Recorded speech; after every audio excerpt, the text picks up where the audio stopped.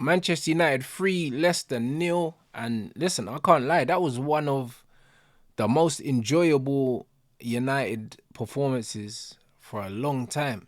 And not because it was a great game, because it wasn't, but it was just, bruv, it was just a professional performance. We just did what we needed to do.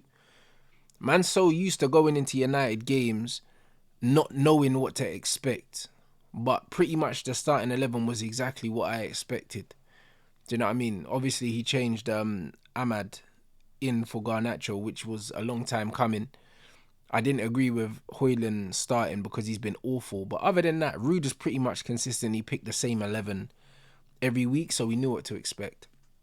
And we went into the game, and from minute one, that Kasunu Ugarte pivot, yeah, and also the fact that we're not doing this stupid 4-2-4 press anymore and playing in this 3-1-6, and we're actually playing with a double pivot similar to the first season under Ten Hag, there was just a lot more control. We just knew what we was going to get. Kasunu Ugarte together complement each other really well, and they give us a stability in that midfield that we haven't had since the Cass and Ericsson double pivot in the manager's first season, before he started doing all this foolishness.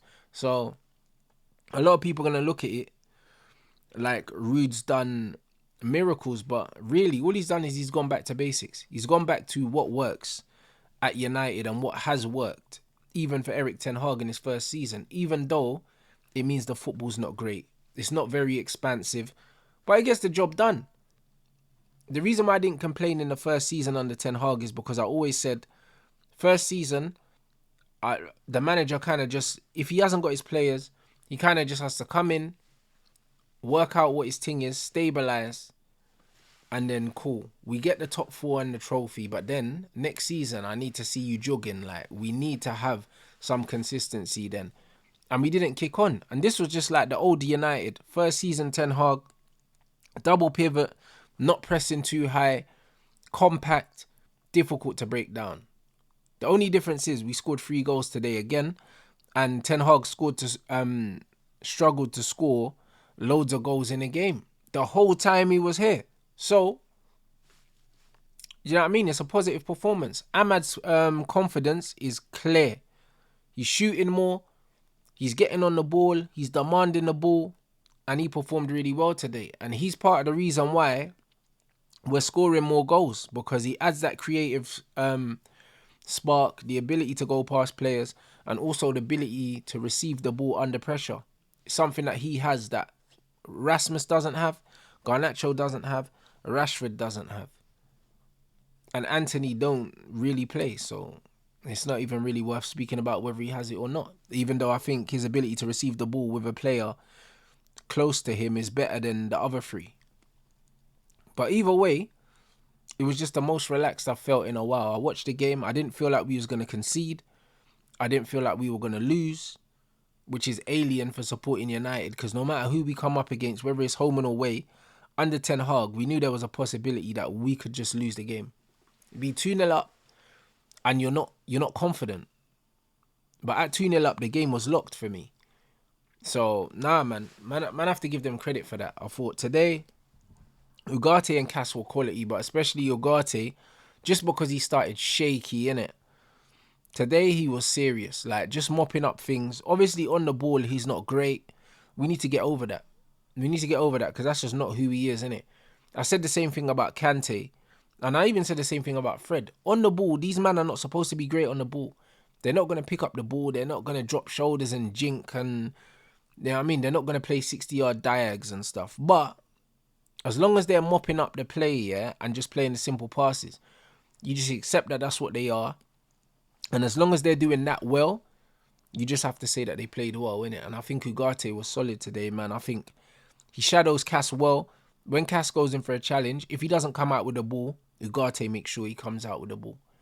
And then even when Cass went off and Ericsson was there, Ugarte done the same thing, man. So I think got to give him credit today, because when he first came in, it was evident to me that he wasn't a ball player, innit?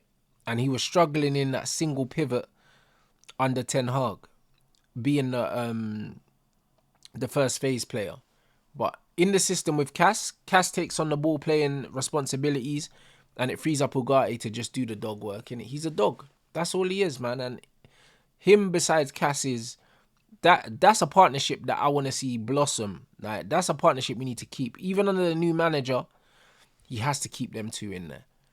I don't think Kobbie Mainoo is good enough on the ball in terms of his distribution and his reading of the positional reading of the midfield to play next to Ugarte in a double pivot and give us what Cass gives us. I think he would be more beneficial in more attacking areas, either off the left-hand side, as like a left 10, because the manager plays the left 10. Yeah. There, really. Taking into consideration the new formation. Mazraoui was solid today. Solid 7 out of 10. And De Ligt as well, to be honest. Both of them kind of just give you a 7 out of 10 every week. Solid, at very least. And that's what you want. And De Ligt's performances have gone under the radar to the point where every time he makes a mistake, I feel like people want to highlight it. Some people are still obsessed with the Harry Maguire comparisons that don't exist because he's nothing like Harry Maguire. And it's like people go out of their way to highlight when he doesn't do things well. But most of the time, he does well and he has a good game and there's nothing really to talk about. And that's the sign of a good player, when there's not really nothing to talk about because they're just doing what they're supposed to do, innit? So them two were good today. Fatawu absolutely cooked Diogo Dalot to the point where when Diogo Dalot got substituted off, I'm sure in the back of his mind he was thanking the manager. And I don't blame Dalot, because Fatawu went on the other side. No, he didn't even go on the other side. He continued to cook man down that side when Dalot went off. Do you know what I mean? I see he cooked Lissandro for a bit. Do you know what I'm saying? And it was just like, he was on smoke. He was actually on smoke. Lissandro and Evans came on and he was cooking them as well. So it's not even a thing where... No, he did go on the other side because he was on Dalot's side. I think Dalot was on the right. And then I saw him on the right-hand side cooking Lissandro on... Yeah, I saw him on the right-hand side cooking Lissandro down the left. So he was cooking fullbacks on both sides. He's a good player. He looked lively today. So as much as man are going to say, oh yeah, Dalot's stinker and hooked, he was kind of unplayable today. I can't lie. Nobody dealt with him today. Nobody managed him. Even nutmeg Mazraoui. So, I'll be real, yeah. Even though Dalot got subbed off, it's not really a stinker and hooked, bruv. He just came up against a brother that was on smoke today, innit? And couldn't deal with the smoke, bro. So he had to get out of the house. The game is the game, man. But, nah, man, some solid performances today. I haven't missed anyone, I don't think. Nah, I think De Ligt, Mazraoui, Cass and Ugarte, and then obviously Ahmad. His confidence is there. He's shooting more. Rasmus Højlund stinker and hooked again. I don't know how many times I need to say it, bro. Like I'm running out of the vocabulary that's necessary to actually articulate how poor this guy is as a footballer in general. People talk about the lack of service, but his movement, is piss poor. His understanding of where to be in relation to where the ball is piss poor. His movement in the box is piss poor. His first touch is piss poor, and his link play is piss poor. In the whole game, he probably had about 20 touches, and the only good touch he had is he done a little flick to Rashford, and then Rashford was doing the shin dribbles, blood. Do you know what I mean? Rashford had a bit of a mare today. Højlund is awful. And for someone that cost 72 million, I don't understand why a player like Joshua Zirkzee, who was very good when he came on, costs less than half of what Rasmus cost, and there's no patience for Zirkzee. There's no empathy for the fact that he's adjusting to a new league or anything like that. There's none of that. There's no empathy. There's no sympathy. But all of a sudden, a £72 million player, who's in his second season, that's stinking the place out, people got way more sympathy for him and way more patience for him. Unfortunately, I know why that is. But we need to have an honest conversation about Rasmus Højlund. He's fucking awful. He's fucking awful. He offers nothing to this football club. Nothing at all. He spent most of the game on the floor. And when he was on his feet, he might as well have been on the floor because he's useless. So he left the pitch. Xerxes came on, linking well with with the team, dropping into nice little pockets, offering an outlet. Like I said during the game, yeah, there's different ways to be an outlet for your team. You can stretch the pitch, but also just be an option. There were times where United were trying to play out from the back and Xerxes popping up in little pockets. He made himself an option for an outlet. It might not be the stretch the pitch outlet, running in behind, but he always wants the ball, innit? And he had a very tidy cameo. To my recollection, I don't remember him giving the ball away. He was switching the ball well. He played a good ball into Ahmad. Little 20-yard reverse ball across the pitch and that. And yeah, he was linking. And then Garnacho came on off the bench, scored a very good goal. Do you know what I mean? He scored. You got to give him credit for the finish. Because he was absolutely diabolical when he came on. He was awful. Like, man tripped over the ball and injured himself. And I thought, right, is he going to go off injured, bro? Just from pure embarrassment. And then he pulled out a very good finish, man, for the third goal. Got the ball out of his feet. And, bro, wrapped it in the top corner, bro. And you can't argue that shit. Do you know what I'm saying? He came on. He didn't play well, but he impacted the game. And that's what you're meant to do as a substitute. When you come on as a sub, you're meant to impact the game. And when you do impact the game, you deserve to get the credit for that. Do you know what I'm saying? So it was just one of them things where it was a very professional performance. I'm very happy with the performance. The football wasn't expansive. It wasn't exciting.